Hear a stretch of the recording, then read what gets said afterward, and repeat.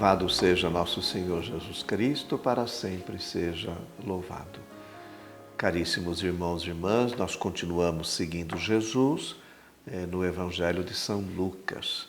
E no capítulo 18, Jesus contou uma história, uma parábola para alguns que confiavam na sua própria justiça e desprezavam os outros. É a parábola do fariseu e do cobrador de impostos, que subiram ao templo para rezar. São dois grupos, duas pessoas que representam dois grupos da época. O grupo dos fariseus, que era um grupo um pouco maior, que formavam pequenas comunidades, eram nacionalistas, fiéis à lei, e os cobradores de impostos, a própria expressão já diz, eles recebiam os impostos que eram destinados para os romanos, né? Esse fariseu, ele era o representante de uma mentalidade judaica que concebia essa relação com Deus. É uma palavrinha que eu vou explicar para vocês, é dogma da retribuição. O que significa isso?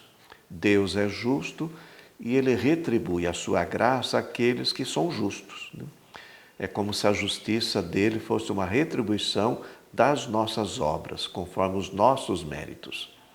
Esse fariseu, ele era fiel à lei, por isso então ele se sentia seguro no seu relacionamento com Deus.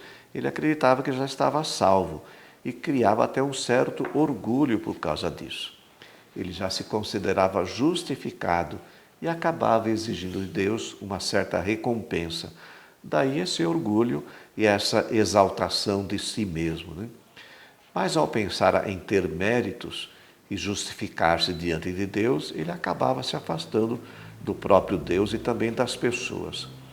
Esse coletor de impostos, ele teve uma postura diferente diante de Deus. Ele assumiu a sua condição de pecador, tinha consciência da sua culpa, da sua miséria, da sua fraqueza.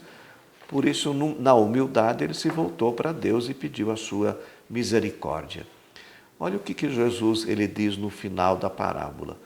O publicano voltou para casa justificado, o outro não.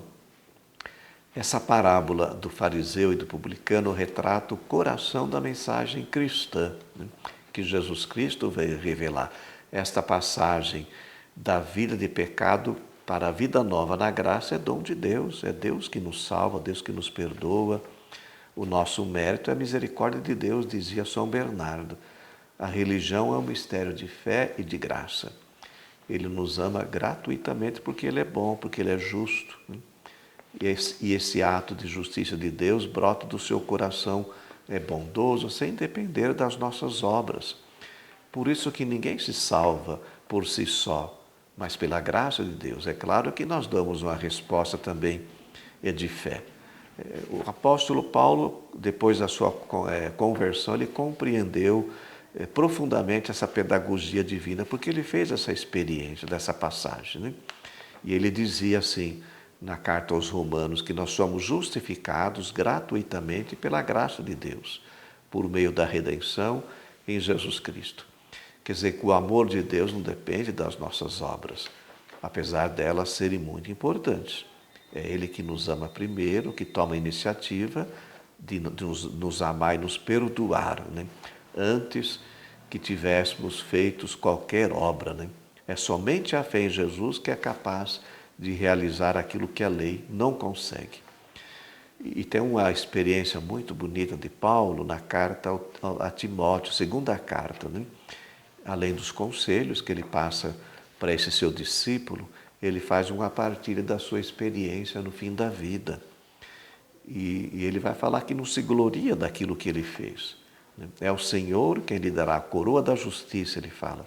Quem esteve ao seu lado e lhe deu forças na evangelização.